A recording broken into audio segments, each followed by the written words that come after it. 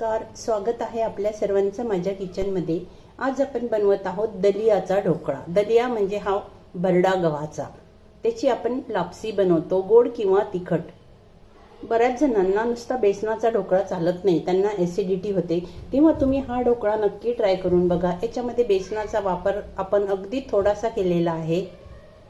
हा ढोकळा दिसायला जेवढा छान दिसतो तितकाच तो हेल्दी आणि पौष्टिक सुद्धा आहे आणि खायला पण खूप टेस्टी।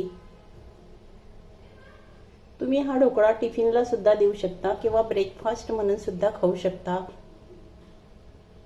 रेसिपीला सुरुवात करूया, पण त्याआधी माझ्या व्हिडिओला लाईक शेअर करायला विसरू नका। घेतला आहे मी गव्हाचा भरडा म्हणजेच दलिया। तो घेतला आहे मी 1 वाटी। तुम्ही कुठलीही 1 वाटी सेट करून घ्या किंवा कपानी माप घ्या।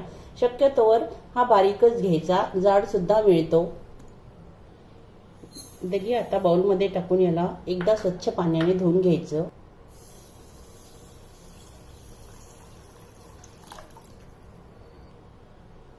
यातलं पाणी काढून टाकायचं आणि ज्या वाटीने दलिया घेतला त्याच वाटीने 1 कप दही घ्यायचं। हे दही मी थोडं फेटून घेतलं होतं आणि दही शक्यतोवर आंबट दही घ्या, कारण आंबट दहीची चव छान येते ढोकळ्याला। दही आणि दलिया मिक्स करून घ्यायचा।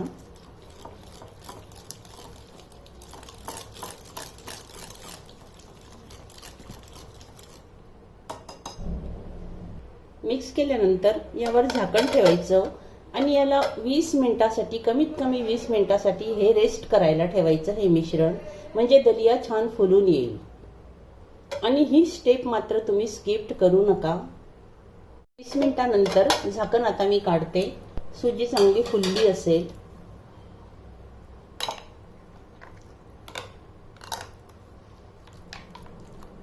सॉरी, सुजी नाही, दलिया। बघू शकाल आपण छान फुलला तो। मिक्सरच्या भांड्यामध्ये हे पूर्ण मिश्रण आता आपण ओतून घ्यायचं। ज्या वाटीने आपण दलिया घेतला होता त्याच वाटीने घ्यायचा रवा। बारीक घ्या किंवा जाड घ्या, कारण मिक्सरमध्ये फिरवायचाच आहे, कुठलाही घेतला तरी चालेल।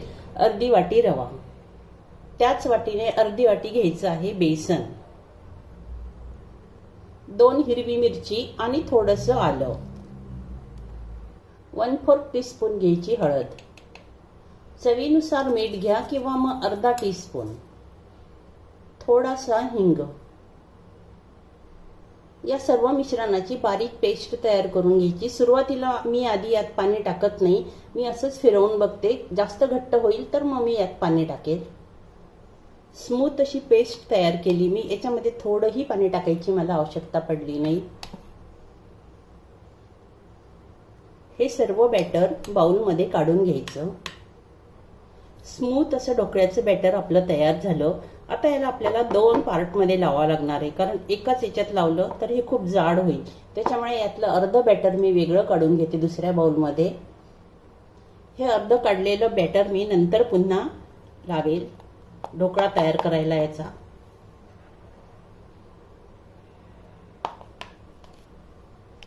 ज्या भांड्यामध्ये तुम्ही सेट करणार आहात त्याला आधी थोडंसं तेल लावून घ्या। ताटामध्ये सुद्धा तुम्ही हा ढोकळा लावू शकता।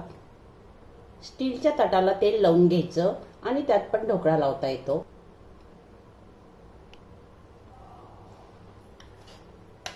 यामध्ये टाकते मी 1 टेबलस्पून तेल। तेलामुळे काय होईल, जाळी छान येईल। हा घेतला आहे मी 1 इनो सॅशे, तो याच्यामध्ये टाकायचा आणि समजा तुमच्याकडे हा नसेल तर तुम्ही अर्धा टीस्पून बेकिंग सोडा पण वापरू शकता। आणि जर दही आंबट नसेल तर तुम्ही लिंबूचा रस याच्यामध्ये टाका। बॅटर व्यवस्थित मिक्स करून घ्यायचं। इनो टाकल्यानंतर बघाल आपण बॅटर किती छान फुलून आलं। याला जास्त वेळ आता बाहेर ठेवायचं नाही, पटकन आपण याला आता स्टीम करायला लावायचं डब्यामध्ये टाकून।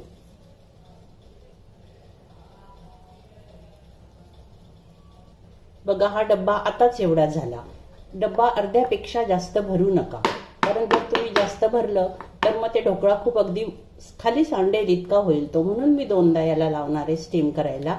थोडंसं याला टॅप करून घ्या, म्हणजे जे बबल्स असतील ना ते निघून जातील। पाणी आधीच स्टीमरमध्ये उकळायला ठेवायचं। तुम्ही जिथे ज्याच्यामध्ये वाफ भरवून घेणार आहे पाणी आधीच गरम करायचं।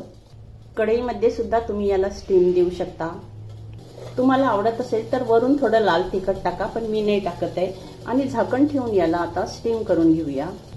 झाकण लावून 20 मिनिट याला हाय फ्लेमवर स्टीम करून घ्यायचं.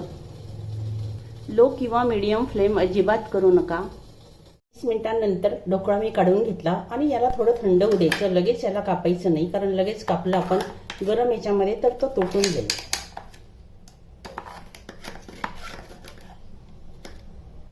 डिशमध्ये याला मी डिमोल्ड करून घेतलं. बघू शकाल ढोकळ्याला किती मस्त जाळी आली. तुमच्या आवडीनुसार ढोकळ्याचे छोटे मोठे पीस कट करून घ्यायचे आणि याला कापल्यानंतरच आपण तडका देणार आहोत, कारण मग तेल सगळीकडे लागतं मग व्यवस्थित. किती जाळीदार ढोकळा तयार झाला बघू शकाल आपण. याचे मी थोडे मोठेच पीस ठेवले, कारण मला याचे फोटो काढायचे आहेत. तडक्यासाठी मी पॅनमध्ये थोडंसं तेल टाकलं. कढईमध्ये छोट्या अर्धा टीस्पून मोहरी टाकते. मोहरी चांगली तडतडल्यानंतर अर्धा टीस्पून जिरे, अर्धा टीस्पून टाकते तीळ, थोडासा टाकायचा कढीपत्ता. गॅस बंद करून द्यायचा, कारण तेल गरम असतं ना, मग त्याच्यामुळे हे जळायची शक्यता असते. गरम गरम तडका आता ढोकळ्यावर टाकायचा. तडका टाकल्यानंतर मग वरून कोथिंबीर टाकायची, वरून थोडीशी कोथिंबीर. आणि आता ढोकळा आपला सर्व करायसाठी तयार आहे. तुम्ही हिरव्या चटणीसोबत खा किंवा मग चिंचेच्या चटणीसोबत खा, टोमॅटो सॉस सोबत खा, छानच लागतो. पण हा ढोकळा नक्की ट्राय करा. पुन्हा भेटूया अशा छानशा रेसिपीसह. तोपर्यंत धन्यवाद.